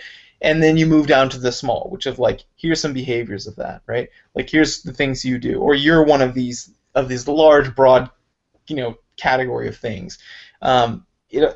Or for example, like we do this on like a neural level too, or like not a neural, but like a psychological level. Like for example, if I say here's a good example of top-down processing. You look at a fluffy bunch of clouds. Okay. Clouds. But then I say, David, look at that one. It looks like a poodle. That's Okay. top-down processing because at that point, and we've actually demonstrated that our brain does encode a stimuli coming in this way. It's like if you watch, well, it's like the Tetris effect. If you play Tetris a lot and you see a block or a certain shape, you see it as like a manipulable object, right? Because Right. you've already practiced that skill a lot, and so that thing becomes part of that function. The function is the top, and you're going down by taking something very small and concrete and turning it into that thing, right? Or making it fit under that umbrella of like manipulable objects to make lines and win games or whatever. But same thing with clouds. Like you suddenly see like a poodle shape because I gave you the idea of a poodle shape, right?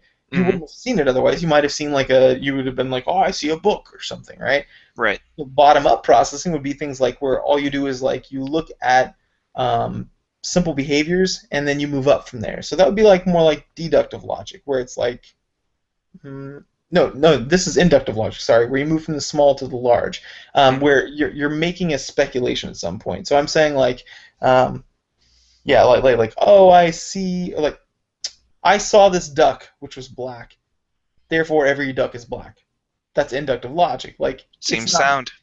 Yeah. So in here that's false. But what if I said something like I see the dog? This dog has four legs, therefore dogs have four legs. That's true, but it's not sound, right? It's not valid logic Hmm. because but that's inductive. It's an inference. It's an inferential logic. Right. Whereas like deductive, sorry, is moving from the large to the small. Sorry, vice versa. But top down would be this idea of like taking something and interpreting small level things based on this larger idea, and that's what personality is doing. Like it's saying like it's trying to describe your behaviors because that's how we test things, right? If I say something like, David, you're a protector, right? Oh, Hmm. you're a protector. Suddenly you've got this broad concept of a protector, right? And all the things that might mean. And then you Yeah. start I pulling look it up and examples I'm of like, it. okay, yeah, loyal, good, good, yeah, practical, yeah, okay. Yeah, and you say things like, "Oh, let me see. I stuck up for my brother when I was in third grade," and like, "Oh, I remember this one time someone insulted my sister," and you start pulling things up and examining them through this lens that I handed you, right? At that Right. point, it's kind of invalid. Yeah, So, it's almost a self-fulfilling prophecy too. yeah, yeah. Yeah. So this is self-fulfilling prophecy. Yeah, but definitely, like once I give you the idea, it's hard to shake. It's for us psychologically as humans, like because of the confirmation bias and the fact that that's how we interpret incoming stimuli through some sort of framework. Yeah, through Sometimes labels. easier Like framework. that's why labels exist. We need to categorize people, places, animals, everything. And so like mammals have hair, nurse their young. You are a protector. Like it's these little heuristics we use, these thinking shortcuts that we use, and then they not only help us categorize it, but in this case they can actually inform our behavior. Yeah, yeah, exactly. So it's bidirectional. It's the same. They've studied with children, the ones that get like low feedback from their parents and don't get a lot of praise. Like it actually becomes part of how they inform like how they act, right? Like that bidirectional thing. Like they get poor feedback, they're like, oh well, I'm worthless. Of course I'm not gonna do well. They stop trying as hard. It's this whole loop of like fail. Or like you're a girl. Why are you going to science? Don't you want to take social studies? Yeah, yeah. Exactly. Like once you have the framework of like because we make an inference for those kids you were using as an Mm. example. Those kids make an inference based on the incoming data they have, which is like they treat you like you're kind of not worth seeing or spending time with or being. Yeah. And so they make an inference that they're not worth seeing or spending time Right. with or being And this with. is where a lot of the problems with like races doing different, not doing as well as other races, like a black child or an Asian child on a math test. Like the Asian child's going to feel like of course I'm good at math. I'm Asian. My parents always tell me I'm good at math. My teachers expect me to be good at math. And then surprisingly enough, guess who does well at math? Right. Yeah, we've done this in an experiment actually where they manipulated two things. There were female Asians, okay? So that was our population that we were sampling from. And what we did was took a sample of all females Asians, right? And so what they did was they made one salient. So what they would say was, hey, generally, here we're going to give you a math test. Women don't, and you're a woman. Women test this certain way, and we're testing all women this way. And they gave Mm-hmm. them a test.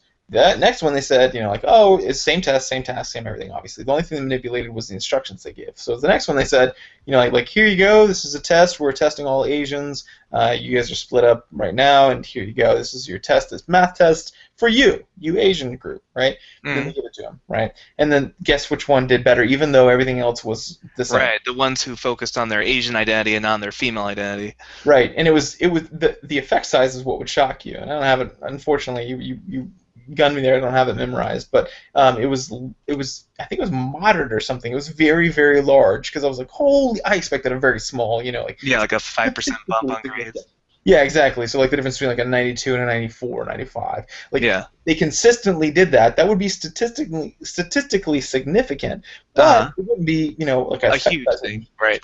But this was statistically significant and also a pretty decent effect size. So it was like the people would perform quite a bit better when they identified as an Asian rather than a white person, a female. But then I was thinking back to your other example of like an Asian kid and a black kid. Which one would test better if they made that salient? Like you said, it's bidirectional, unfortunately. Right. So that's one of the problems with labels is not only is it lazy, but it can also be what I call a self-fulfilling prophecy. Like the kids whose parents tell them are little geniuses are at least going to try the hard things, but the ones who get raised thinking that they're worthless, you see that as an educator all the time. You see some kid, you can almost tell what their home life is like based on how willing they are to try new projects, how confident they are when a test comes out, how much anxiety they have. Like so much of what you parents do can really fuck up your kids forever or set them up for like success. I know. And the funny thing is, like, this is the same reason why I've got a shit. Why I get very frustrated by like the whole like that's my brain and that's how my brain is argument, right? Same Mm. thing here. Like they go, that's just who I am. Or for example, like parents when they do something like this, just because you didn't know it does not mean you're not responsible. First of all, you're responsible, sure, but that doesn't mean it in a bad way. Like I may be responsible for actively like I don't know. Let's say like every time I got off an airplane, I was killing thousands of endogenous or indigenous, sorry, not endogenous, Indigenous dogs. indigenous dogs, yeah, endogenous, so indigenous bacteria every time I stepped off because I coughed every time I got off a plane. It's just something I did and I didn't think about it, right? Mm. Like I'm responsible in the sense of like causality, but I'm not responsible in the sense of morality, right? Right. So same thing with like raising kids. If you told your kid every morning that when they woke up, like, hey, you're gonna be a great mathlete or you're gonna be a great athlete, like those two different things, like you're responsible for the effects causally, but not morally. So like whenever parents are like I didn't make my kid this way or the whole brain, this is just my brain. I'm like I understand that's your brain and I know how neural processes work. I also know how neural growth works. You can change your brain. It's called an organ, right? And it's the most responsive organ we have. So Not the most responsive organ. am I right? What? Yeah, it's in your head. That was a double entendre. But anyway, so yeah, okay. So the whole idea of like the people think unidirectionally is all I'm saying, and the fact that like people think that once I have a cause, if I can establish a causal link, therefore I'm morally responsible.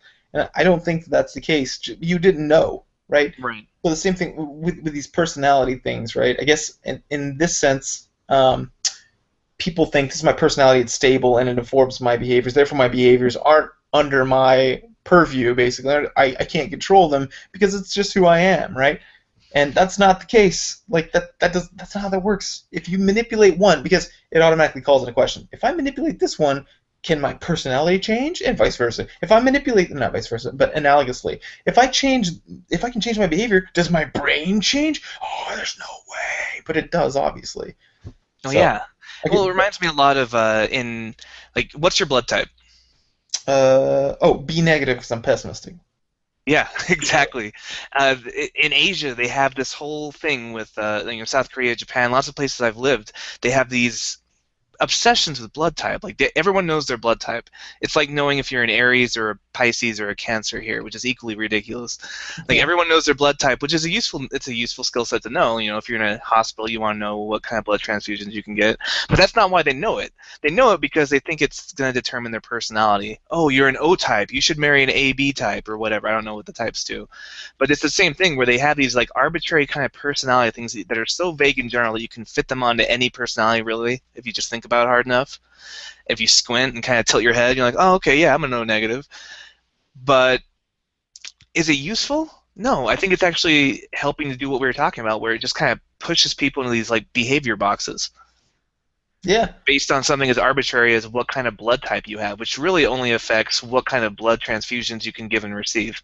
It has nothing to do with your personality. The problem is human behavior is extremely complex, and people, unfortunately, it's also extremely relevant to almost every topic. And people want a quick answer of how to understand it simply, and an entry point. We would call this, the point of intervention, right? Like, Mhm. if I've got a model of, like, let's say, panic attack, right? So I have an uncomfortable internal sensation, like a heart palpitation, for example. Pop. Mhm. And I go, what the fuck was that all of a sudden, right? And I get kind of nervous. What happens when you get nervous? Well, your heart is more likely to palpitate again, and it's also more likely to beat more quickly. Your hands are also more likely to sweat, and you're more likely to have what we experience, a feeling of fear, right? So Uh, that fear, then you get afraid. You're like, and then you stop breathing for a second, more likely to palpitate. Let's say it palpitates again. Then you see this as a trend, and you see how starts this negative spiral, right? Of mhm. like, oh my gosh, I get more physical sensations, which I interpret those as more evidence that I'm dying, and then I get those. Yeah, it's a feedback loop. Right, and you need a point of entry there, right? Like as a clinician like myself, I need to intervene at one of those spots, right? Mhm. So the point of entry for the layperson for personality, it's easy. You're just like, oh well, there you go. Like now I understand human behavior, and now I can organize my behavior in the future based on the fact that I'm a ENFP or whatever the fuck. I have no love for the Myers-Briggs. I hate it. But the point is, Okay, like, I now have some small control and understanding over my life that I didn't have previously. right. So we know why these tests are popular. Like they're fun. It's fun to we like to group ourselves, right? Yeah. Like even if it's just like, okay, everyone with green eyes stand over here, everyone with blue eyes stand over there. Like we love that as a species. We just love doing things like that. To disastrous results sometimes, right? Everybody with Jewish background go to this camp. Everyone that's Aryan go over here. Like it can turn out very poorly, but there's just something in our wiring that makes us want to categorize ourselves. And that's why we see these Facebook tests, and why we see like, oh, which Lord of the Rings character are you? What's your inner Star Wars character? What's your favorite song? All these tests. Like Tim's mom like posts a new one every day. Like what her action hero is, or what her '80s movie is, or whatever. They're fun. We like to do them. I don't see anything super harmful with those, but what I do see harm in is with these Myers-Briggs, like these ones that have the false cloak of legitimacy to them because they are being used by universities and schools and job placement centers, and they've got this kind of psychological like stamp of approval on them, even though they've been debunked by psychology over and over again. Like, what do we do about that? Because I see why they're popular, and I see why they're useful, and I see why we have them. How do we get rid of them? I feel like it's the same thing like that medicine has done pretty well doing this, or not medicine, but I guess the movement for medical. Against pseudoscience and homeopathy? Yeah, like it's this idea of like becoming more and more familiar and being more strict with like where we get our information, and that's been slow to happen with psychology, unfortunately, because of the old guard being like the non-scientific psychology people. Hmm. They're constantly like saying, "Hey, I'm offended right now. You guys are just saying that you can't cure someone of panic disorder by having them do rebirth therapy, which is like you roll up a rug and then you put the person Go inside." back into the womb, man. Makes sense. It's where you Yeah, feel safest. It's exactly. Yeah. intuitive. You sit on top of it, and then the person crawls out and they talk about what they're anxious about. It's absolute bullshit, obviously. Just like it sounds, it's hokey and it's stupid and has no empirical basis. Well, Yeah, those guys get offended because then they get butthurt because like I'm still here, I'm 80, and this is how I do it. You can't say I didn't do it because I have people who I've fixed with this. And I'm like, incidentally, yes, you did. Just like if I slap him in the face with a wet fish, someone would get better from depression because it's fucking hilarious, right? And also because they're doing something. Anytime you activate yourself behaviorally and you do something to solve some problem, especially your depression, and it seems to be working, that's a good thing, and we interpret that as a good thing. That rushing chemicals helps alleviate some of the symptoms of depression. You interpret that alleviation of symptoms of depression as curing your depression or the first step in it. Suddenly you have hope. Hopelessness is one of the primary core symptoms and causes of depression. Bam. Like, yes, I understand some incidental therapies can, not therapies, that's not a real therapy. Some incidental behaviors can work, just like praying the gay out, right? Quote unquote. Like, like when people do the prayer therapies for, like, people who are homosexual, and then they say, like, Yeah, or people who get better from cancer from prayer. right, yeah. Incidentally, it's going to happen. That's a base rate thing. It's going to happen. But, yeah. Yeah, I think it's harmful here too. Yeah, and in the gamer types, maybe not so much. Like we're talking about a hobby. At the worst, you're gonna like spend some money and get a game and not enjoy it and be like, oh, I guess maybe that Yeah. was dumb. I think a lot of it is being able to say like this is just for fun. Like I don't think horoscopes are damaging if you go into them saying this is just for fun, right? Like getting your palm read. I've done that in Korea just for kicks and giggles. But what's damaging is if I go invest in like the stock market because my palm said I was going to have great fortune fall upon my lap. Like that's where it becomes damaging. So as long as you can remind yourself that this is entertainment and not education, like it's fine. And this is where I draw the line between Facebook quizzes and like things that you're actually planning your life around, like Myers-Briggs personality tests. Yeah, where it says that it's predictive of like your job enjoyment, and it's not. It's called predictive validity, and it's a mathematical test we do, and Myers-Briggs is absolutely not It has not no predictive validity at all. none at all. No, and demonstrably so. Over decades, we've shown that, but no one seems to pay attention because they're in business and they don't listen to what we're saying because they don't read our literature. They just cherry pick some test and then pretend like it's valid.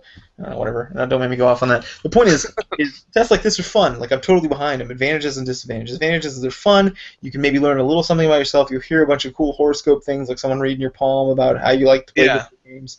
And you might learn more about how you view yourself. Yeah, it's like in college I had a friend who would read the horoscopes. She didn't believe in any of them, none.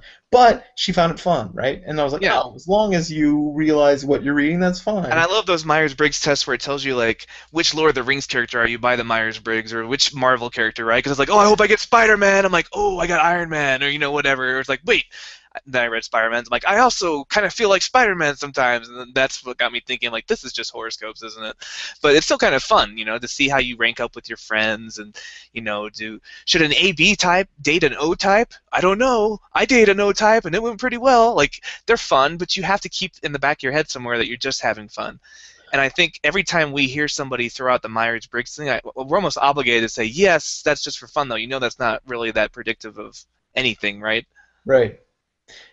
And I should mention, like, not all personality tests are absolute shit. Like, there's this, they started out with, like, people started wondering, the whole personality test thing came about because of Jungian philosophy, Carl Jung, right? Mm-hmm. But also, like, the army. Almost everything awesome in a lot of science and the United Yeah, States came out of nearly all of our research on whales comes from the Navy.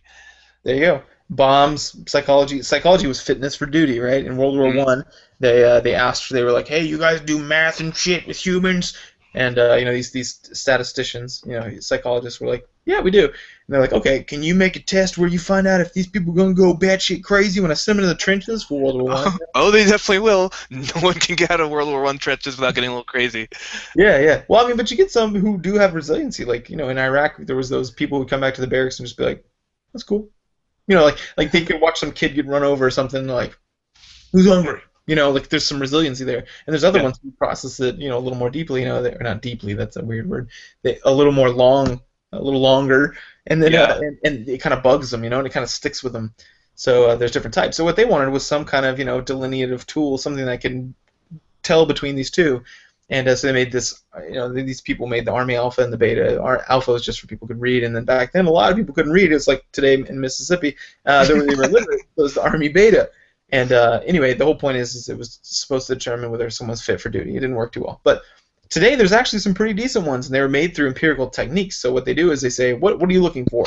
And someone says, schizophrenia. And say, okay, schizophrenia, great. That is a personality disorder, great. So what we do is we took a bunch of clinical people who had schizophrenia, right, all the different kinds, schizoaffective, et cetera, like the entire like domain, and then they took normal people and they mixed them all together. They identified them as ones and twos, but then they mixed them all together and gave them a bunch of questions. If they saw that mathematically, so statistically, the schizophrenia folks would answer a certain way on these certain questions, even if they seem unrelated, like do you like luggage or something, right? And then the other folks answered it a different way, statistically significantly differently. Sorry, statistically, yeah, it is. Then that's an item that they would consider. So even if it was something like like do you like luggage, because people sometimes ask us on these personality tests like what the hell does this have to do with anything? I'm like, it's irrelevant, just answer the question. Yeah, they're like, okay, yeah, I guess I like luggage, and we're like, oh, you're schizophrenic. No. You failed the test. So you shouting at him, pointing at him. People come with like a straight jacket. You should have said no. You should have said no. Luggage. Being carried away. He's like, answer no to the luggage. We're like, shut up, you're making it invalid.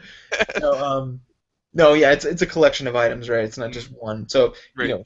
The response pattern of certain ones. So but we have a subscale called schizophrenic, and one of these tests is called like the MMPI, the Minnesota Multiphasic Personality Inventory, and that I use that in the clinic sometimes just to determine if someone has something going on. Like someone comes in, for example, for like they're having difficulties interpersonally with other people, right? And then we say, okay, so we ask a couple questions. Well, you can just give an assessment. It only takes I think 30 minutes for the MMPI RF. You give it to them, and you can get a huge look at like these clinical scales. Did they spike on like attention and or inattentiveness and hyperactivity? Oh, well, that's good to know. They answered very similarly than someone who has a clinically schizoaffective, for example, or depressed, right? They answered very similarly. The response pattern looked exactly like someone who's depressed. That's pretty weird, right? So that's good things to know, and you rule that in with the rest of the information. So right. So what you're saying is there are some empirically sound data-driven tests that do work to predict things because they're designed that way. Yes, but I'm you notice I'm talking about something that is testable. Right. Like, schizophrenia, I can run them through like a structured interview, which is an empirical tool that we know has a very high success rate for identifying people with that diagnosis. Other things like extroversion, show me something that intuitive thinking. Yeah, like there's no like tool for that. That's so a personality inventory would answer that question, but I don't even look at those. Those aren't called clinical scales; they're called content scales. So it's talking about something different, and I don't give a crap about those because they're worthless to me. Someone's like, "Oh, look, I'm conscientious," and I'm like, "I don't know, that's stupid." No, look, it says I'm a good person and I'm beautiful. Okay, everybody wants to be a good person and beautiful. Of course, it says that. But anyway, that part of the test is useless, and so I just wanted to mention or bring up a couple things that can help you to identify the ones that are actually helpful and useful, and the ones that are going to make you kind of look kind of dumb by signing on to. One is like fluffy terms, like this one unfortunately, where it's talking about gamer types, and it's like, oh yeah, you got the mastermind, and you got all right, not the mastermind, but the different kinds. Competitive, the politician, the soloist, strategist. Not so much. Yeah, strategist. That's generally complimentary when you say that to someone, right? Yeah. Well, habitualist. I don't think anyone's gonna be complimented by that one. That's true. Yeah, that's true. So, you're a creature of habit. Rad. Yeah, but the idea is okay, so is this actually a thing that is a real world construct that we can make falsifiable, right? Like schizophrenia, we can. Let's say, David, you scored 98% significant for that, right? You spike on the T-score of 98, which means you answered almost every question, maybe save one, that with the perfect response pattern of someone who is absolutely schizophrenic. That's a pretty good indication that you're schizophrenic. If you're not, that's falsifiable. You've just shown that, hey, look, that scale didn't work too well, right? Right, yeah, you just fired by the results. Yeah, so you have to look at these results the way you would anything scientifically and say, is this falsifiable? Is this predictive? The questions you ask about any test. Yeah, and go make sure so set up a test beforehand. So look at the answers and go like this. Like I tried to, or I looked at them. I didn't actually take the test. But I looked at the answers and I was like, okay, which one of these do I think I am, and which ones do I definitely think if I get this, I'm absolutely going to know that the test is bullshit, right? Mhm. Unfortunately, you start reading them, and like you said, a lot of them fit.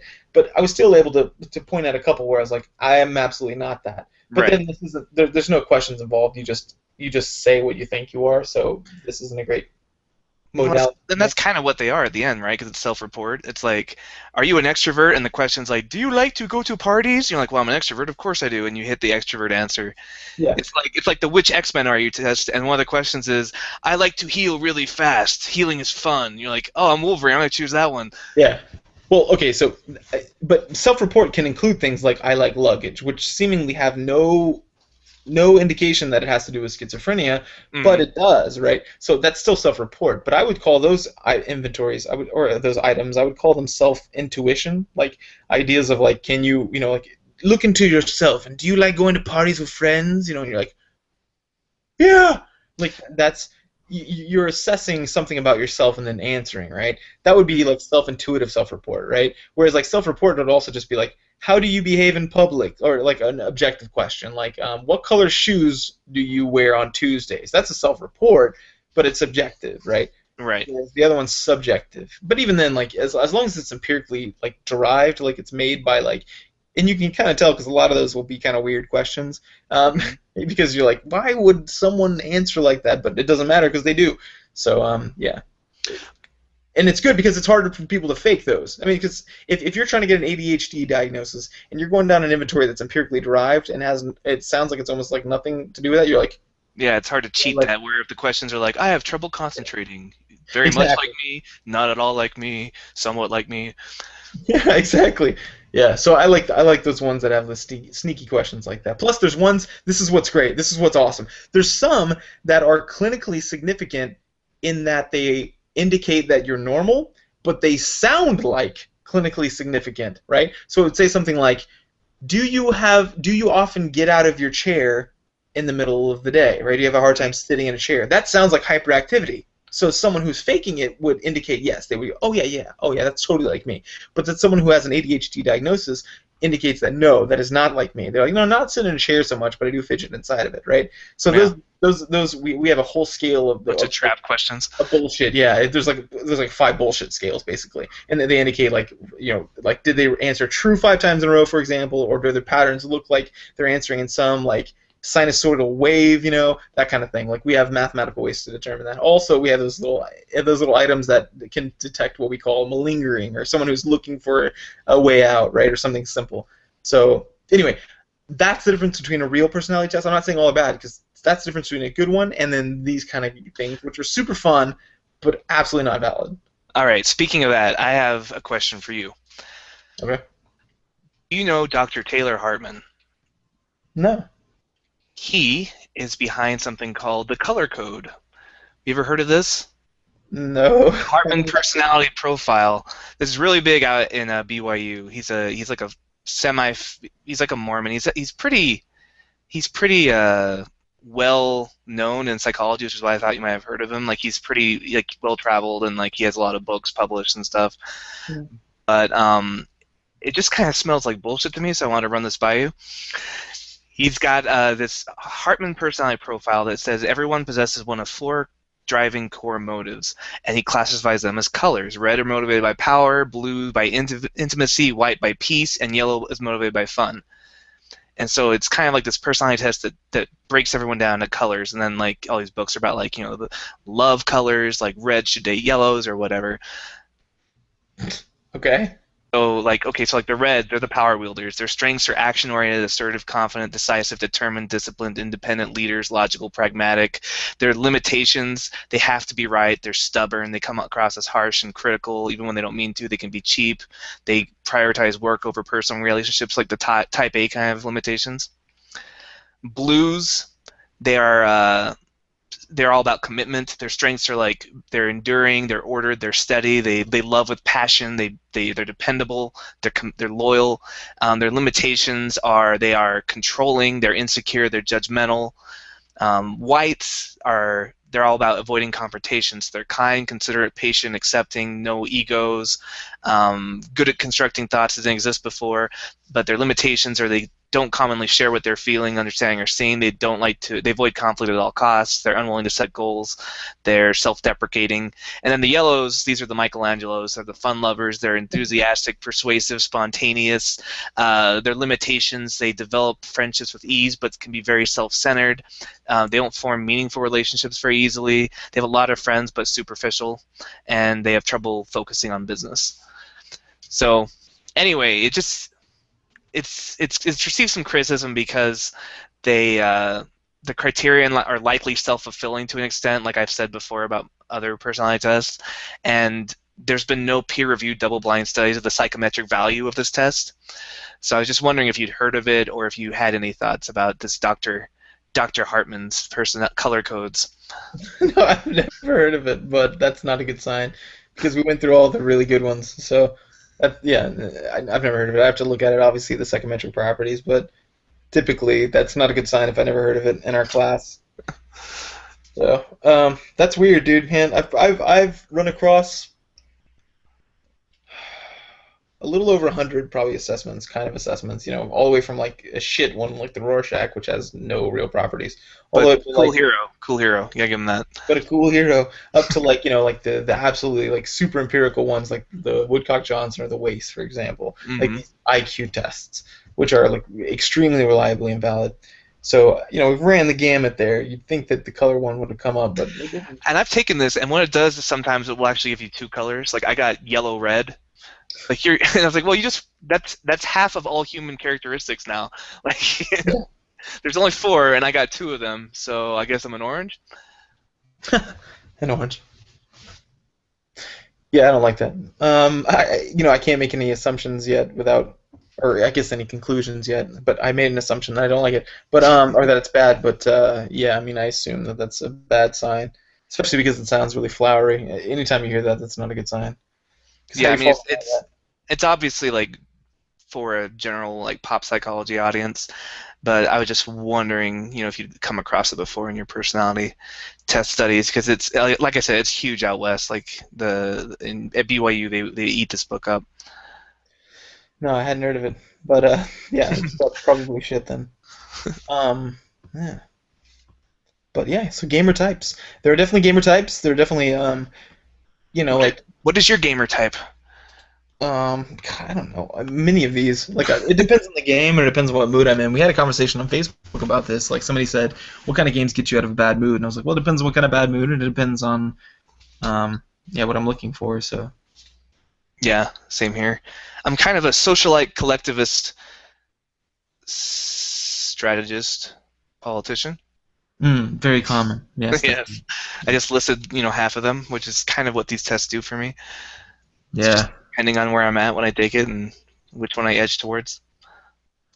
Yeah, for me, I mean, I don't know. It completely depends on the game, and but overall, I mean, yeah, we have these traits that we tend to do. Like, I tend to like games that allow me to think, make impulsive actions, and have like shoot from the hip kind of things. I like that to play that in a game because I don't get to do that much in real life because you have to be more calculated in real life. So it's fun to be able to be more impulsive and So like more on the reflex and intuition side.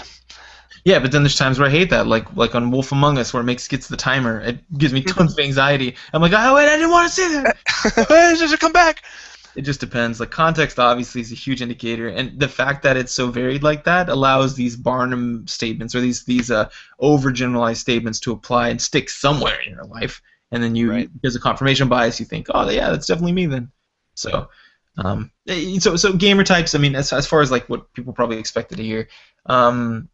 Yeah, certainly gamer types, and I think that everybody plays games for different reasons depending on the context. Like do they have a stressful family life or business life or both, and they're looking for something simple to kind of veg out on. They might play Dr. Mario or some like habitual like little game that doesn't demand much from them, and there's not much risk of failure or there's not much cost for failure.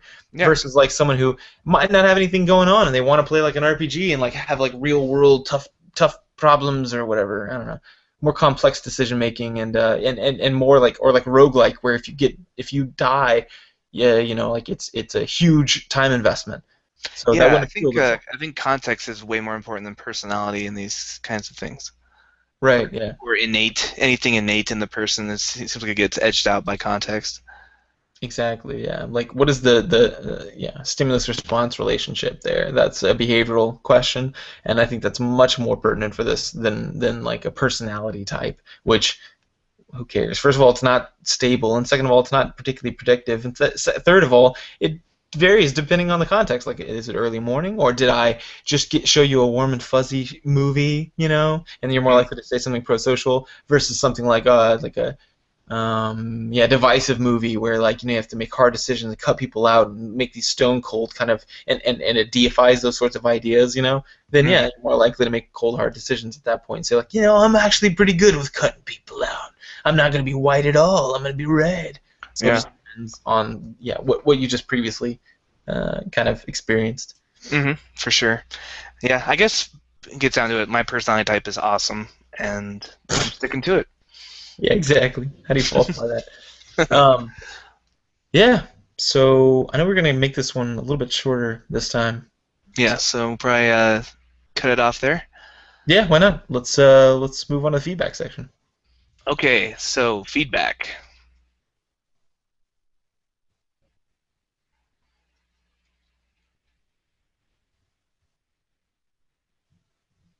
All right, the feedback section. This is where we talk about our interactions with the community.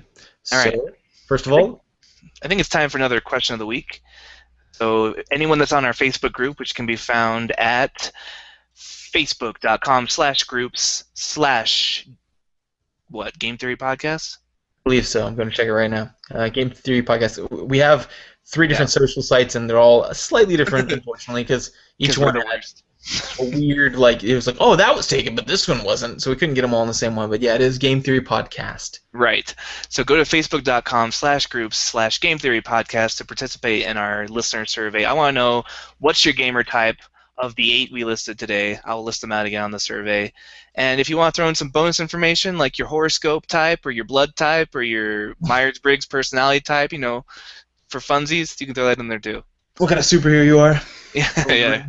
Who's your Twilight character? Are you Team Jacob or Team Edward?